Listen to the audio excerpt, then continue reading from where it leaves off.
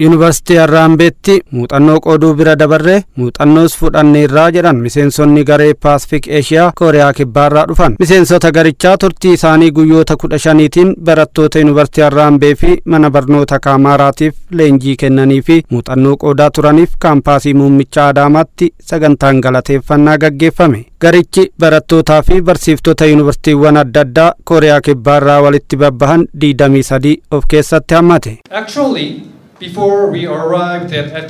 Ani Yoon Juun Jaang jedhama. Maqaan Itoophiyaa koo Caaladha. Asin dhufiniin dura ilaalchi ani Afrikaaf qabu kan sodaan guute ture. Itoophiyaatti gara Yuunivarsiitii Harrambee dhufnaan garuu kanaan faallaa uummanni jaalalaa fi hariiroo gaarii adeemsisuu akka jiru hubadheera. Turtii kiyyaanis hiriyoota hedduu horachuun muuxannoo waliif kenneerra.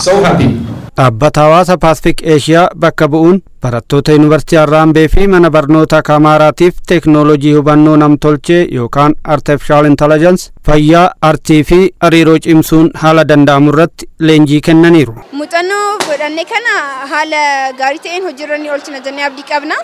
Kan fayyaa irrattis ta'ee haala kaalcharii keenya nus Kooriyaa deemnee yeroo itti aanuun kaalcharii keenya aadaa keenya beeksisuuf qophiirra jira. Yuunivarsiitiin Harrambee kuni waan hundarraa adda kan ta'e iskoolaarii biyyoota garagaraa wajjiniin hariiroo mallatteessuudhaan kan akka Xaaliyaanii wajjiniin ijoollee keenya gargaaraa jiranii jechuudha. Kanaaf baay'ee namatti tola. Ijoollonni immoo ala ta'anii barana kutaa 12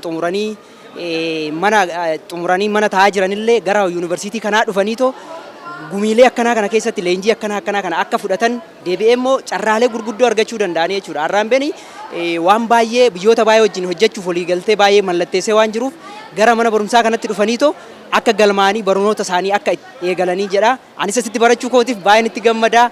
Leenjii kana fudhadhee saartifikeetii kana argachuuf illee baay'ee itti milkaa'eera. Pirezidaantiin Yuunivarsiitii Harrambee Dr. Abtaamuu Takka miseensonni garichaa ilaalcha irraa eegalee leenjii dhaloota dandeettii hunda galeessa goonfatu horachuu taasifamuuf tumsu kennaniif galateeffataniiru. Abbaan qabeenyaa fi hojii gaggeessaa olaanaan biizines guruuppii Harrambee obbo Fayyisaa Araarsaa hariiroon hawaasa Pacific Asia faana uumne waggoota 8 lakkoofsiseera jedhan. Kun immoo hariiroo damee adda addaan Harrambee fi dhaabbatichi wajjin uumanirra hojii raawwatame gara biyyoota lamaanitti akkasumas walitti dhufeenya hawaasaatti yookaan public diplomaasiitti ce'uu eeran. Kuni ijoolleen keenya walitti dhufeenya addunyaa wajjin qaban ammumaa qabanii yoo cimfatan ta'e ilaalchi isaaniillee kan ganda isaaniitti daangeffame osoo hin ta'in ilaalcha addunyaa global thinking kan qaban borumooyyuu fagoo ga'uu akka danda'an. Har'aan tan immoo Kooriyaan biyya guddattee biyya qaroomtee teeknooloojiin addunyaa keessa sadarkaa qabdu ijoolleen kun har'umaa qabdee xiyyeeffannaa guddinaa yoo qabaatan borummoo gaafa achittis erginu bara dhufu keessa barataa haga 15 erguuf karoorfanneet jirra gara Kooriyaa.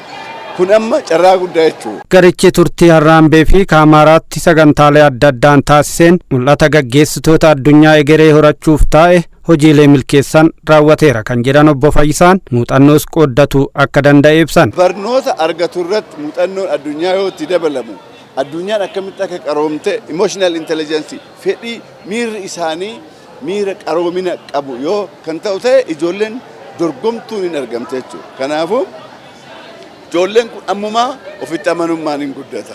Barnoota ani baradhee fixee hojiin argadhu yookiin rakkoon bu'uura bu'aa hin yaadan jechuudha. Ammumaa qabanii akka of danda'a ka'an akka biyya ofii jijjiiruu danda'an asuma onneeffachaa deemu. Kanaaf hariiroon nu Kooriyaa irraa qabnu kun baay'ee nu gargaare. Miseensonni garichaa ashaaraa muuxannoo fi beekumsa waliigalaa ka'aniin yoomiyyuu ni yaadatamu kan jedhamu hojii gaggeessaa mana barnoota Kaamaaraa dargaggoo Roobeeraa Fayyisaati. Dursituun garee Pacific Asia Profeesar Suuzaan Kim gama isaaniitiin guyyoota 15 Adaamaa Harrambeetti dabarsineen aadaa gaarii fi kabaja lammiileen biyyattii keessummaaf qaban akkasumas sirna hariiroo cimaa akka muuxannootti fudhanneerra jedhan.